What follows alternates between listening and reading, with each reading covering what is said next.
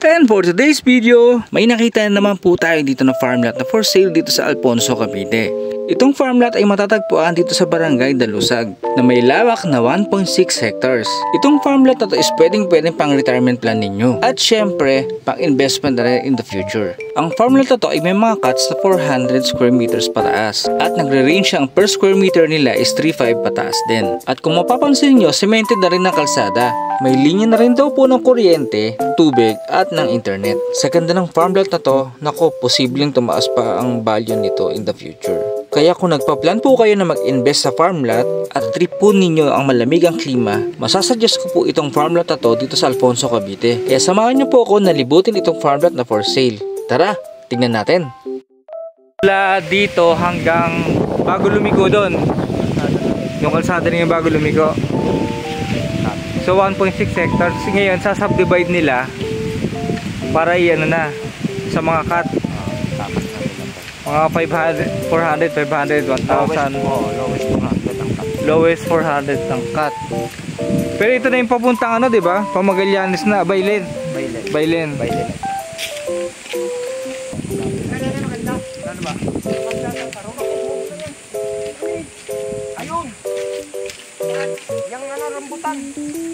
Ha? Rambutan. Saan ang pinaka ano nila to? Dulo pa sa kabila.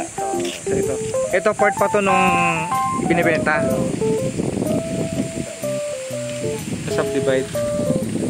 So baga swerte makakakuha ng corner, no? Ayun lang. Ayan mo yung mga sangang yan. Barangay Narvaez. Ganun din sa dulong ano. Doon sa creek na pababa. So ito yung pinaka ano, part ng 1.6 na ano, frontage ng ano, binibenta. Tapos yung dulo nito, oh, kuya. Ito sa bahay na ano, kubo ba yan? Okay. Kumbaga pagitan ng ano, pagitan ng kalsada yung ano. Frontage lang talaga. So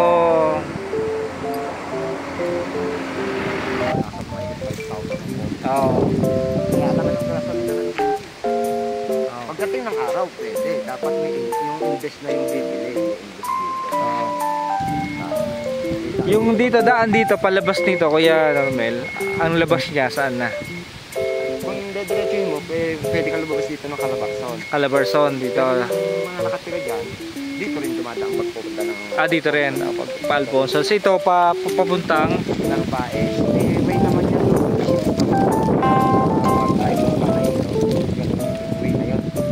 Okay. So parang ano nito, karugtong lang. May naayos pa. Mura-mura pa to, no?